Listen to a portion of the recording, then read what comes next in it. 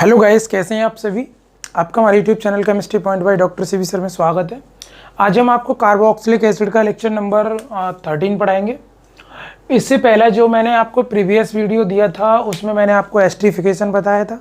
अब बताएंगे कुछ हेलोजन से रिएक्शंस, यानी हेलोजन से ये हेलोजन जो कंपाउंड्स होते हैं उनसे ये रिएक्ट कैसे होते हैं, यानी सब्स्टिट्यूट बाय हेलोजन, यानी हेलोजन की प्रतिस्थापन अभिक्रिया बताएंगे आज, और विद मैकेनिज्म से बात करेंगे और आपको अच्छे से समझना है।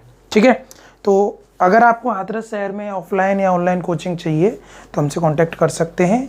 अदरवाइज़ की स्थिति में आप ऑनलाइन पढ़िए और जो भी कुछ प्रॉब्लम्स आ रही हैं व्हाट्सएप पे हम पर शेयर करके उनको सॉर्ट आउट कर सकते हैं आप। ओके, तो देखिए अब ये बी टाइप्स की रिएक्शन है हमारी OH ग्रुप से रिएक्शन चल रही थी और OH से ही कराएंगे। तो जरा देखने की कोशिश करिए। Substitutions Y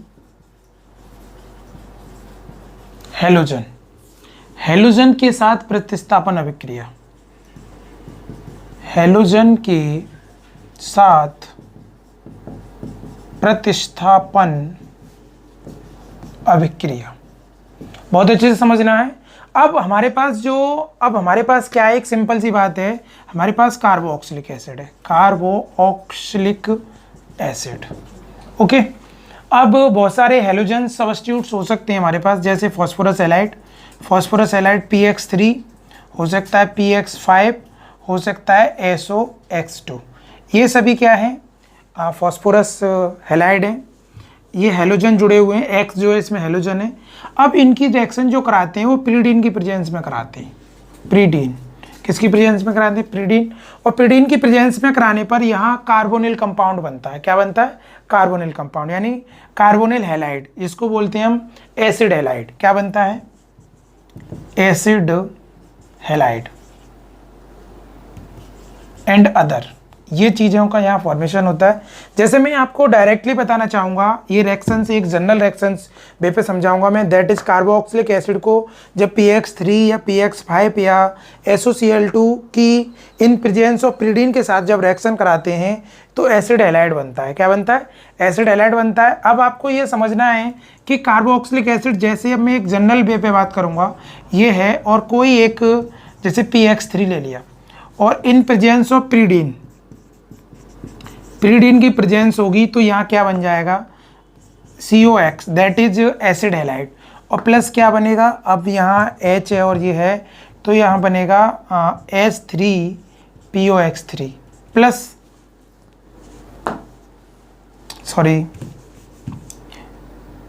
H3PO3। ये कंपाउंड का फॉर्मेशन होगा, ये यहाँ बन के तैयार हो जाएगा, बट ये बैलेंस नहीं है। अब आपको समझना ऐसे है कि ये हुआ कैसे, जरा समझेंगे। थोड़ी सी हमें विचार करते हैं इस बात पर। RC≡OH, थोड़ा सा समझना है, ज़्यादा नहीं। अब ये ऑक्सीजन इलेक्ट्रॉनों को खींच लेगा तो इस पे नेगेटिव साइन आने वाला है और इस कार्बन पे पॉजिटिव साइन आने वाला है। अब ये क्या है? ये आपको, ये फॉस्फोरस है और ये 3 हेलोजन जुड़े हुए हैं। तो अब ये हेलोजन पे नेगेटिव साइन होगा और इस पर पॉजिटिव साइन होगा। ये तीनों हेलोजन इस जगह इससे अटैच होंगे। तो अटैच होने पर इन प्रेजेंस ऑफ प्रीडीन, ये प्रीडीन की प्रेजेंस होगी तो ये क्या बनाएगा? यानी RCOX बनेगा। बट यहाँ हेलोजन 3 थे, यहाँ 1 है, तो इसलिए इसके आगे 3 लगाना होगा और इसके आगे भी 3 लगाना होगा। तो यहाँ से OH ग्रुप निकला है, OH इसकी जगह लग जाएगा, तो यानी PO का होल थ्राइस। अगर इसको ओपन करके देखा जाए तो जरा समझेंगे, तो ये बनेगा PO3H3। इसको ऐसे ना लिख के हम क्या लिखते हैं, इसे लिखते हैं H3PO3। इसको बोलते हैं फॉस्फोरिक एसिड या phosphoric acid, that is phosphoric acid. I hope ये बात क्लियर समझ में आ गई होगी। दैट इज कार्बोक्सिलिक एसिड बना। इसी तरीके से अगर हम बात करें RCOOH plus PX5, in presence of pyridine की प्रेजेंस में रिएक्शन कराएंगे तो कंपाउंड वही बनेगा, COX। अब एक बात है, कभी भी PX5 के साथ ऑर्गेनिक केमिस्ट्री में कहीं पर रिएक्शन होती है तो POCl3 निकलेगा, यानी POX निकलेगा। POX3 निकलेगा प्लस HX निकलेगा। ओके, इसकी मैं बात बताऊंगा ऐसा ही क्यों हुआ, मैं प्रत्येक रिएक्शन पे सेपरेट बात करूंगा ऐसा क्यों हुआ। एक सिंपल सी बात है, अभी फिलहाल ये डायरेक्ट वे पे समझ लो। देखिए इसमें भी यही बनना है, दैट इज एसिड हैलाइड बन रहा है। अगर इसी तरीके से हम RCOH प्लस थायोनिल क्लोराइड ले लें या थायोनिल हैलाइड ले लें, that is thionyl halide, thionyl halide, इसको थायोनिल हैलाइड बोलते हैं। जब ये थायोनिल हैलाइड भी रिएक्शन करता है तो ये COX बनाएगा, प्लस यहाँ सल्फर डाइऑक्साइड गैस रिलीज होगी और यहाँ HX बनेगा। ये कंपाउंड का फॉर्मेशन होता है। लेकिन तीनों ही कंडीशन में ये सबस्टिट्यूट रिएक्शन है, OH हटता है, X जुड़ता है, इसलिए इसको हमने क्या बोला, सबस्टिट्यूट रिएक्शन बोला। जैसे आप एक सबस्टिट्यूट रिएक्शन को आप स्पेशल समझ लें, ये OH ग्रुप है और इधर से कहीं से XX। अब ये इसको हटाएगा, उसकी जगह ये जुड़ेगा, तो क्या है, रिप्लेसमेंट रिएक्शन है। तो रिप्लेसमेंट रिएक्शन है तो 3 बार ये रिएक्शन होगी, तीनों बार ये हट जाएगा, OH ग्रुप हर बार जुड़ेगा। तो यानी पहली बार ये बना RCOX बना, प्लस क्या बना, अब प्लस POH, अब XX जुड़ रहा है, फिर आएगा, फिर एक बार हैलोजन हटेगा, फिर हटेगा, तो यानी तीनों बार यहाँ OH आकर जुड़ जाएगा। तो इसीलिए इसको हम क्या लिख देते हैं, POH का whole thrice phosphoryl acid. Okay, तो इस तरीके से ये रिएक्शंस हैं और ये रिएक्शंस पीरियड की प्रेजेंस में होती है। मैं इसकी मैकेनिज्म की बात करूंगा और ये सेपरेट बात करूंगा कि यहाँ यही क्यों निकला और ये क्यों निकला। अभी हम बात करते हैं, पहले एक मैकेनिज्म बताऊंगा मैं आपको। इसका पहले आप स्क्रीनशॉट ले लीजिए, मैं इस पर प्रत्येक रिएक्शन पे बैक टू बैक बात करते हैं। ऐसा क्यों हुआ, देखिए कहीं भी पढ़िए, क्यों जरूर समझिए, क्यों ऐसा क्यों हो रहा है, ये चीज़ें समझना बहुत ज़रूरी है। ऐसे नहीं समझेंगे तो कुछ नहीं लाइफ में कर सकते आप। इसका स्क्रीनशॉट ले लीजिए फटाफट से। ओके,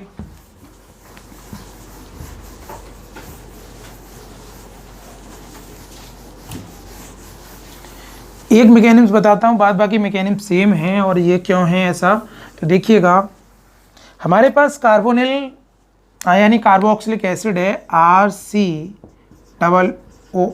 प्लस, इतनी ही देर में हमारे पास रिएक्शन करने के लिए थायोनिल क्लोराइड आता है। थायोनिल क्लोराइड का फॉर्मूला होता है ये वाला, ये है थायोनिल क्लोराइड।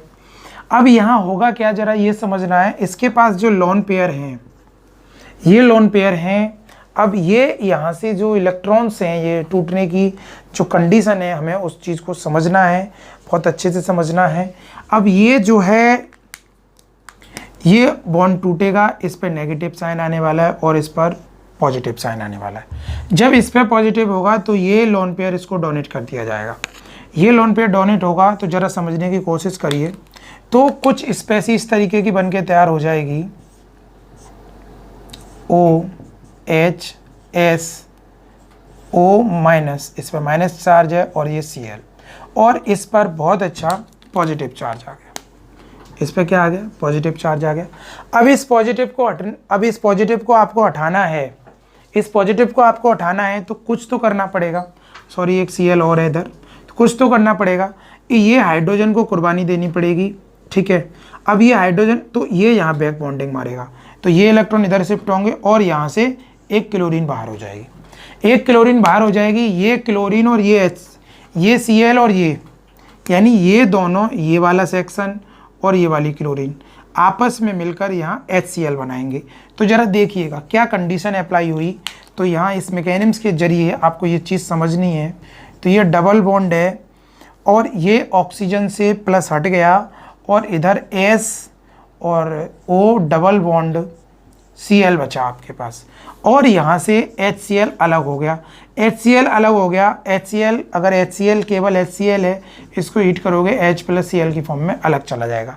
अब क्या होने वाला है, अब इस चीज़ को समझेंगे। ये कंपाउंड बनने की स्पेसी में है, तो अब क्या होगा, ये इस कार्बन की इलेक्ट्रोनेगेटिविटी कम है बट ऑक्सीजन की ज़्यादा है, तो ऑक्सीजन इलेक्ट्रॉन को खींच लेगा, तो इसके पास नेगेटिव साइन आने वाला है और इस कार्बन के पास पॉजिटिव साइन आने वाला है।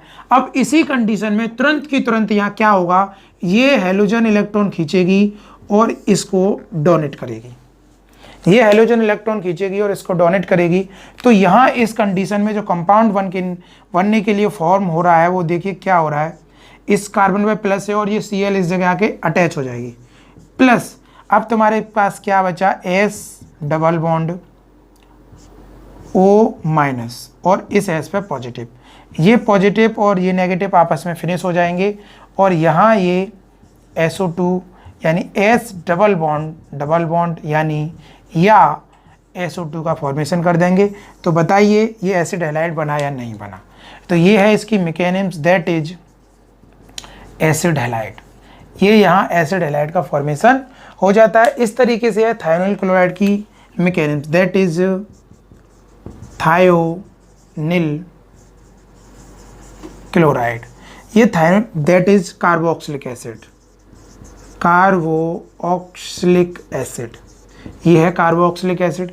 इस तरीके से इसकी मैकेनिज्म फॉलो होती है। दोबारा समझिए, ये है थायोनिल क्लोराइड। अब ये क्या होगा, ये डबल बॉन्ड, इसमें पाई इलेक्ट्रॉन है, ये पाई इलेक्ट्रॉन शिफ्ट होंगे ऑक्सीजन पे, तो इस पे माइनस चार्ज आएगा और इस सल्फर पे बहुत अच्छा पॉजिटिव साइन आ जाएगा।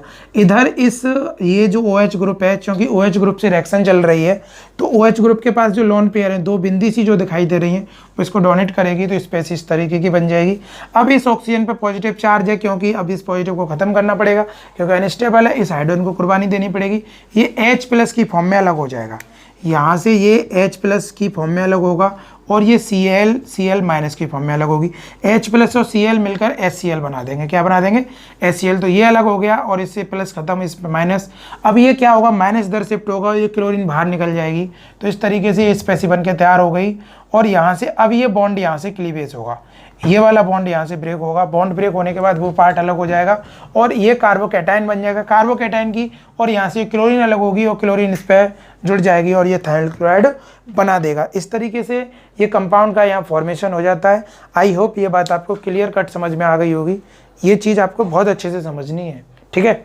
अब मैं आपको जो POCl3 था उस पर बात करेंगे, तो ये बात तो क्लियर होती है। इसका स्क्रीनशॉट ले लो फटाफट से, मैं दूसरे सेक्शन की बात करूँगा आप, ओके।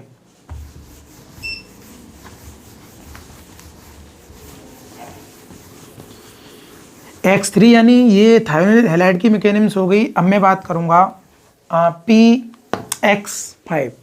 PX5 कैसे, ऐसा क्यों करता है, ज़रा समझिएगा। एक सिंपल सी बात है, हमारे पास RCOOH है, ये है, इस सर रिएक्शन करने आया PXXXX। इस पे हैलोजन कितने, फास्फोरस पे 5। देखिए फास्फोरस का जो कैरेक्टर होता है, इस पे +5 भी हो सकता है, +3 भी हो सकती है, इसीलिए ये PX3 और PX5 बनाता है। इसका रीजन जब ये 5 में पहुंचता है तो ये अपनी एक्साइटेड स्टेट में चला जाता है, तो वैलेंसी 5 शो करता है, और जो विदाउट एक्साइटेड स्टेट में होता है तो ये +3 शो करता है। ये बात आपको याद रहे।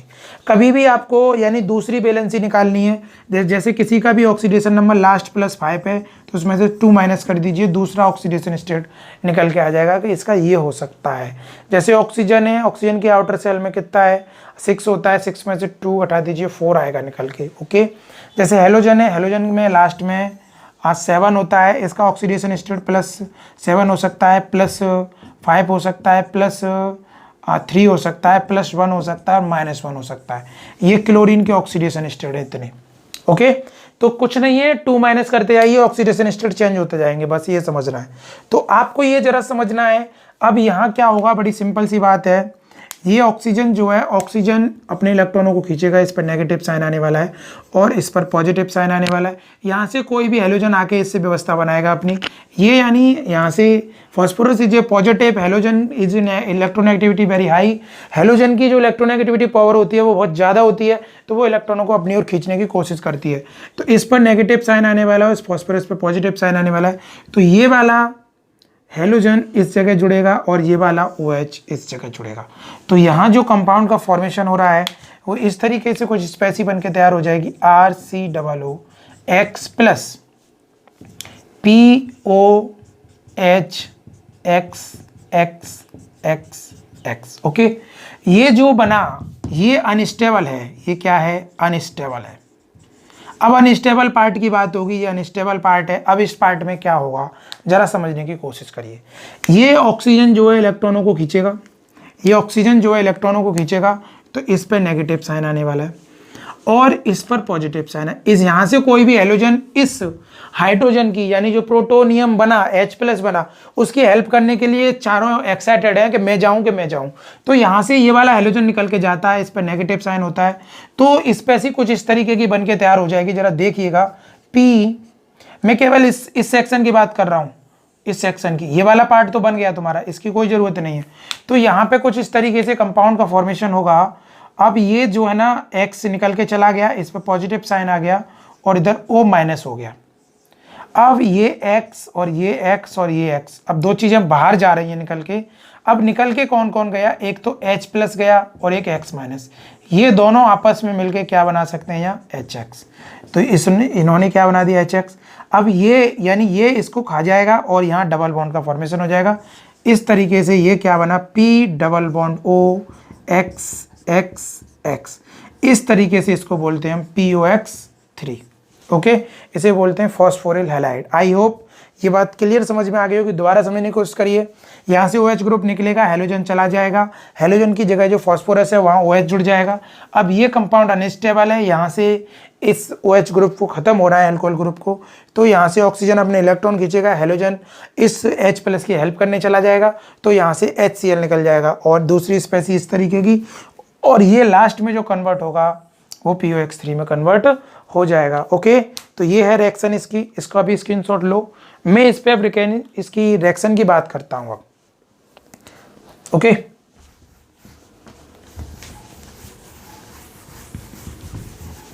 तो इनकी मैकेनिज्म तीनों की कंप्लीट हो गई हैं और आपकी समझ में आ गई होगी। जब तक समझ में ना आए तब तक समझते रहिए। मैंने बताया किसी का भी oxidation state second, third, fourth जो भी निकालना हो 2- कर दो, उसमें से उसका ऑक्सीडेशन स्टेट निकल के आ जाएगा और आपको पता चल जाएगा कि ये दूसरा कंपाउंड कौन सा बनाएगा। बट ये ध्यान रहे उसमें ऑर्बिटल वेकेंट होना चाहिए, तभी पॉसिबल है। अब तुम सोचो कि भाई नाइट्रोजन है, नाइट्रोजन में कोई ऑर्बिटल खाली नहीं होता, क्योंकि नाइट्रोजन का जो एटॉमिक नंबर होता है वो 7 होता है। तो 2,5 यानी 2,5, तो n बराबर मैक्सिमम 2 वैल्यू हुई। n बराबर 2 पर मैक्सिमम 8 इलेक्ट्रॉन आते हैं और 8 इलेक्ट्रॉन भरने के लिए s और p ऑर्बिटल आते हैं। बट जो फास्फोरस होता है इसका एटॉमिक नंबर 15 होता है, 2,8,5 होता है, यानी n बराबर 3 हो गया। अगर अकॉर्डिंग टू बोरबरी रूल, बोरबरी का रूल 2n² होता है। अगर इसमें n बराबर 3 रखा जाए तो 2 × 3 का उसके इलेक्ट्रॉन आएंगे 18, और इन इलेक्ट्रॉनों को कंप्लीट करने के लिए sub orbital s p d होंगी। ओके, तो यहाँ d ऑर्बिटल वेकेंट होता है, इसीलिए इसका ऑक्सीडेशन स्टेट चेंजेबल होता है। ओके, ये बात भी समझनी है। तो देखिएगा रिएक्शन जरा। अब हम बात करते हैं, हमारे पास है CH3COOH+।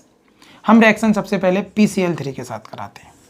तो अब मैकेनिज्म में बता चुका हूँ, यहाँ से OH, यहाँ का Cl इधर जुड़ेगा, तो कंपाउंड बन के तैयार हो गया CH3COCl प्लस H3PO3। ओके, दूसरी रिएक्शन की बात करें, यहाँ अगर नंबर ऑफ इसकी एसिटिक नेचर को घटा रहे हैं तो कार्बन बढ़ानी पड़ेंगे। तो ये PCl3 है और इन प्रेजेंस ऑफ प्रीडीन, यहाँ प्रीडीन की प्रेजेंस में रिएक्शन होगी, तो ये भी compound CH3CO plus H3PO3। Balance करने के लिए इसके आगे 3 लगाना होगा और इसके आगे भी 3 लगाना होगा।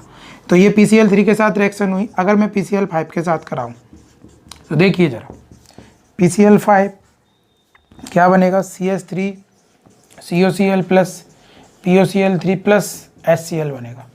इसी तरीके से नंबर ऑफ कार्बन इंक्रीज करते जाएं, नो प्रॉब्लम, कंपाउंड बनते जाएंगे और आपको समझना है बस। प्रेजेंस प्रीडीन की है और बहुत अच्छी रिएक्शंस हैं। ये बनेगा POCl3 phosphoryl chloride plus HCl बनेगा। अगर हम थायोनिल क्लोराइड की बात करें, हमारे पास थायोनिल क्लोराइड एसिटिक एसिड है Ca प्लस SOCl2, तो कंपाउंड बनेगा CH3COCl प्लस सल्फर डाइऑक्साइड अलग हो जाएगा, जैसा कि मैं मैकेनिज्म में बता चुका हूँ, और यहाँ HCl का फॉर्मेशन होगा। नेक्स्ट पार्ट की बात करें, और नंबर ऑफ कार्बन इंक्रीज करिए, COOH प्लस SOCl2, और यहाँ जो कंपाउंड का फॉर्मेशन होगा CH3CH2COCl plus SO2 sulphur dioxide plus HCl। आप यहाँ गौर करके देखिए, सभी कंपाउंड में कार्बोनिल कंपाउंड बन रहे हैं, आपको एक ही कंपाउंड बन रहा है, सभी में देख लीजिए यही सेम कंपाउंड है। ओके, तो इस तरीके से हम इनका सब्स्टिट्यूट रिएक्शन दिखा सकते हैं हेलोजन कंपाउंडों से मिलाकर। अब मैं आपको एक डिहाइड्रेशन और बताऊंगा। जब हम कार्बोक्सिलिक एसिड को हीट यानी इसको हीट करते हैं तो इसका डिहाइड्रेशन हो जाता है इन प्रेजेंस ऑफ फास्फोरस पेंटाऑक्साइड।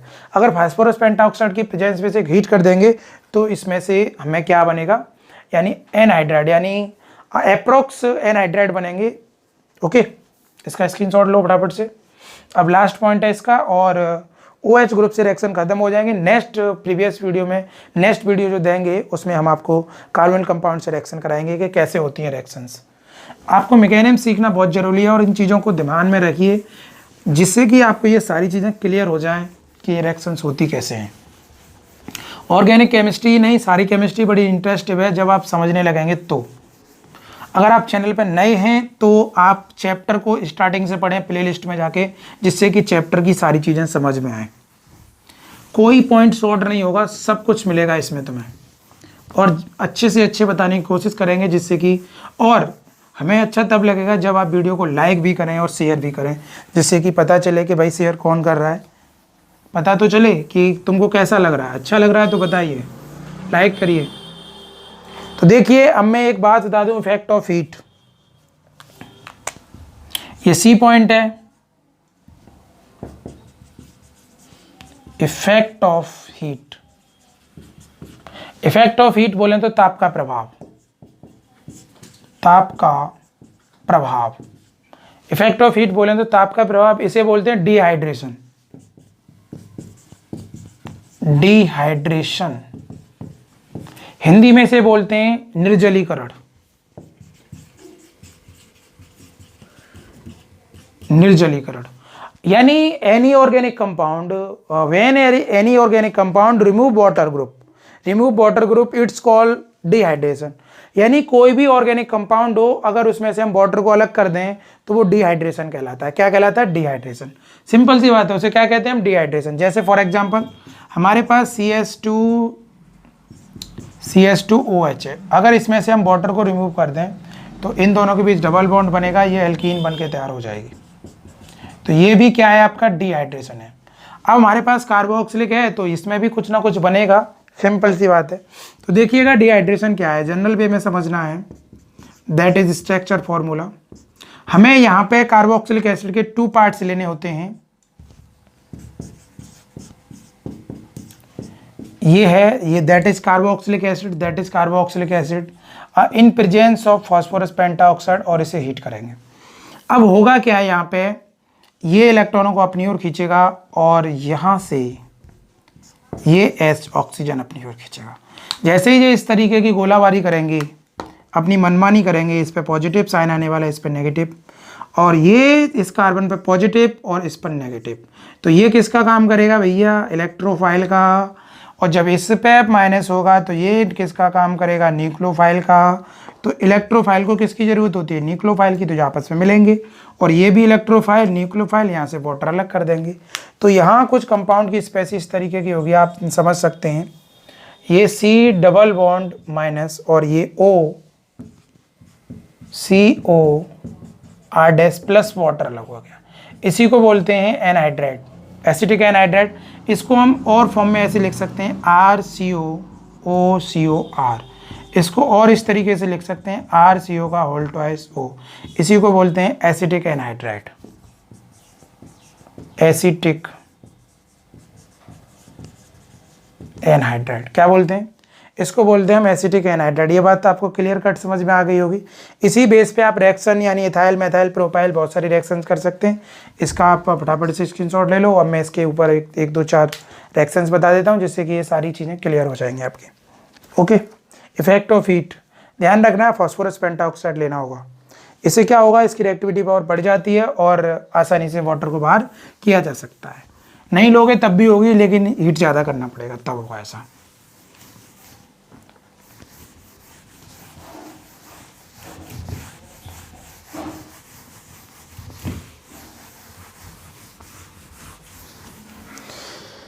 जैसे हम बता दें आपको, अब मैं एक चीज़ समझाना चाहूँगा। CH3C डबल बॉन्ड OH और CH3C double bond OH। Okay, इसको थोड़ा ऐसे लिख लेते हैं। अब ये वाला पार्ट यहाँ से बाहर होगा, वाटर, और ये आपस में अपना कांटेक्ट बना लेंगे। तो यहाँ जो कंपाउंड बनने के लिए तैयार हो गया वो CH3C double bond O, CH3C double bond O, इस तरीके से प्लस वाटर। ये हो गया डिहाइड्रेशन। क्या हो रहा है यहाँ? Dehydration. What is this dehydration?